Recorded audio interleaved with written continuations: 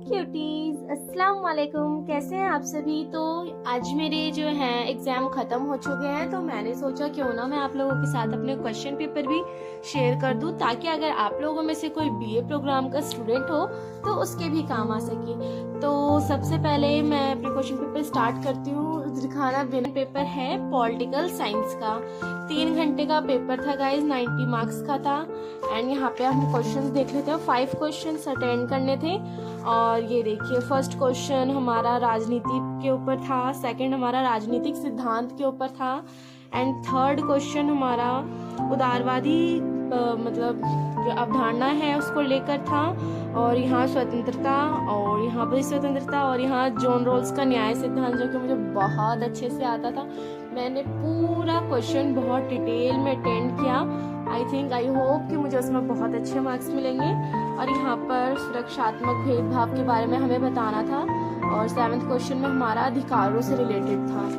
इसके बाद यहाँ पे 4 टिप्पणी लिखने को आती हैं, इसमें से हमें 2 अटेंड करने होते हैं। इसमें से मुझे ज़्यादा तो नहीं आता था, लेकिन मैंने सुरक्षात्मक भेदभाव और प्रक्रियात्मक न्याय को चूज़ किया, क्योंकि मुझे इनके बारे में ज़्यादा कंटेंट आता था। और यहाँ नारीवाद के ऊपर क्वेश्चन था, ये मैंने अटेंड नहीं किया था, मैंने आगे वाले 5 क्वेश्चन अटेंड किए थे। सो ये इस तरह से हमारा पोल साइंस का क्वेश्चन पेपर था।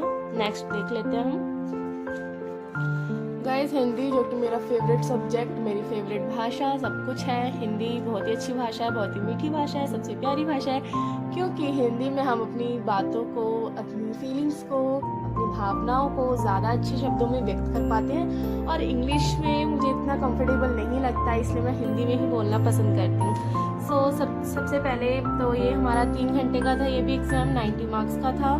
सबसे पहले आपको यहाँ पर जो फर्स्ट क्वेश्चन में है 3 पैराग्राफ मिलते हैं, जिनके आपको सप्रसंग व्याख्या करनी पड़ती है। एक पैराग्राफ में आपको चॉइस मिलता है। यहाँ पर आपके फर्स्ट 3 पैराग्राफ होने के बाद यहाँ पर हमें सेकंड क्वेश्चन मिला था कि हिंदी भाषा की उत्पत्ति किससे मानी जाती है। गाइज, हिंदी भाषा का उद्भव और इसका इतिहास जो है आप लोग जरूर पढ़ के जाना, क्योंकि ज़रूर इसमें से कोई ना कोई क्वेश्चन आता है। और राष्ट्रभाषा और संपर्क भाषा, ये भी बहुत इंपॉर्टेंट टॉपिक है, इसके बारे में ज़रूर ही पढ़ के जाना। और यहाँ पर छायावादी कवि के बारे में आया था, जो कि मुझे इतना अच्छे से नहीं आता था, इसलिए मैंने अटेंड ही नहीं किया।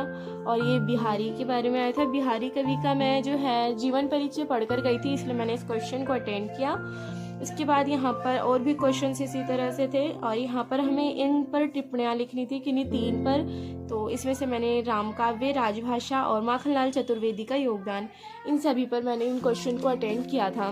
सो आप लोग पोज करके क्वेश्चन पेपर के स्क्रीनशॉट ले सकते हैं अगर आपको ज़रूरत हो तो इस तरह से ये हमारा सेकंड क्वेश्चन पेपर था हिंदी का।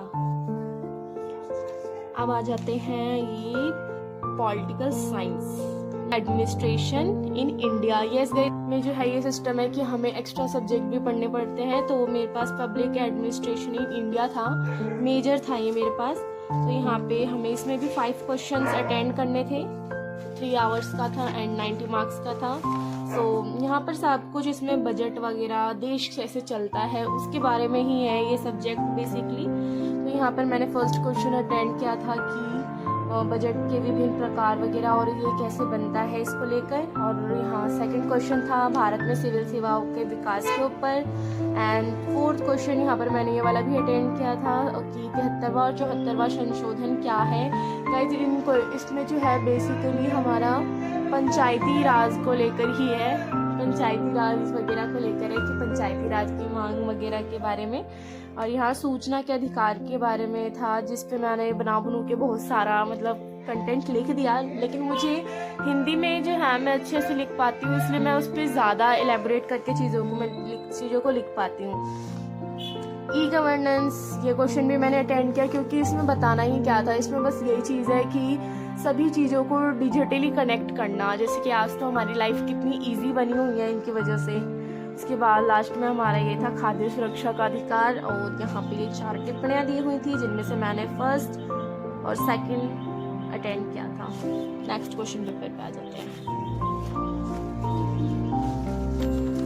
नेक्स्ट क्वेश्चन पेपर है हमारा गाइस हिस्ट्री में हमें 4 क्वेश्चन अटेंड करने थे। और हिस्ट्री का क्वेश्चन एग्ज़ाम मेरा इतना खास नहीं रहा, वैसे आते तो मुझे सारे ही क्वेश्चन थे, लेकिन ये मेरा फर्स्ट एंड सेकंड एग्ज़ाम था, आई थिंक सेकंड था ये वाला। मुझे सारे क्वेश्चन आते थे क्योंकि सारे क्वेश्चन ना 12th की हिस्ट्री पर ही बेस्ड थे, जो हमने 12th में पढ़ लिया वही था। लेकिन मतलब क्लासेस में जो है टीचर्स ने कहा था कि बहुत सारी शीट्स लिखनी होती है, तो मैंने सोचा कि अगर एक क्वेश्चन पे मैक्सिमम 7 ऐसी कुछ शीट लिखनी होंगी, तो इस वजह से मेरा पेपर भी छूट गया हिस्ट्री का। लेकिन मुझे हिस्ट्री के ये सारे क्वेश्चन आते थे, बहुत ही इजी थे। हड़प्पा के बारे में और वैदिक काल के बारे में और मगध के बारे में, मौर्य साम्राज्य के बारे में, इन सब के बारे में ही था। मुझे सब आता था, पर अफसोस मैं अटेंड नहीं कर पाई। लेकिन कोई बात नहीं, गलतियों से ही इंसान सीखता है, नेक्स्ट में हम अच्छा करेंगे। सो ये क्वेश्चन पेपर था मेरा। नेक्स्ट, और ये भी गाइस बैक सब्जेक्ट है मेरे पास, ये रहा BAC लिखा हुआ है। ये हमारा 1 आवर का था एंड 30 मार्क्स का था, जिसमें ये सब्जेक्ट का बेसिकली कि संविधान द्वारा जो है इंसान को क्या क्या मतलब अधिकार मिले हुए हैं, और उन अधिकारों के बदले इंसान का क्या कर्तव्य, मनुष्य का क्या कर्तव्य बनता है कि वो अपने देश के लिए करे। सो इस वाले सब्जेक्ट में गाइस फर्स्ट क्वेश्चन तो कंपलसरी होता है कि वो आपको अटेंड करना ही है। और इस सब्जेक्ट के लिए मैं आपको सजेशन देना चाहूँगी कि आप जो हमारी प्रियम्बल है, प्रस्तावना, आप उसको पूरा टोटली रीड करके जाएं, लर्न करके जाएं, क्योंकि अगर आप उसको भी लिख देते हो तो इसमें आपको फुल मार्क्स मिलेंगे। नेक्स्ट क्वेश्चन है हमारा शक्तियों के बंटवारे को लेकर, उस पर भी मैंने ये क्वेश्चन भी मैंने अटेंड किया था, और नेक्स्ट मैंने ये वाला क्वेश्चन अटेंड किया था। और यहाँ पर हमारा 51A वाला था कि मौलिक कर्तव्यों के बारे में इसमें बताना था हमें कि हमारे क्या क्या मौलिक कर्तव्य हैं और क्या क्या हमारे मौलिक अधिकार हैं, और 10 मार्क्स का ये क्वेश्चन था। सो आई होप कि आपको वीडियो अच्छा लगा होगा। और गाइज, ये मेरा फर्स्ट सेमेस्टर में मैंने कॉलेज के एग्ज़ाम फर्स्ट टाइम दिया, तो मेरा एक्सपीरियंस ये रहा कि फर्स्ट सेकंड एग्ज़ाम तो मेरे बिल्कुल अच्छे नहीं गए, क्योंकि मुझे एक्सपीरियंस मतलब पता ही नहीं था कि किस तरह से मतलब टाइम स्ट्रेटेजी वगैरह बनानी है। तो इतना अच्छा तो नहीं हुआ, लेकिन इतना बेकार भी नहीं हुआ ये भी नहीं कह सकते, मतलब ठीक ठीक था। सो मेरा एक्सपीरियंस यही रहा कि हमें जो है पहले स्ट्रेटेजी बना लेनी चाहिए कि हम किस क्वेश्चन में कितना टाइम देंगे, और किस मतलब हमें पूरा सोच कर जाना चाहिए कि हमारा 3 घंटा अगर हमें मिला है मतलब पेपर करने के लिए, तो हम उसमें कितने टाइम में कौन सा क्वेश्चन करेंगे। सो इस तरह से आप लोग भी अपना एक्सपीरियंस मेरे साथ कमेंट में शेयर कीजिएगा। Thank you so much, bye bye.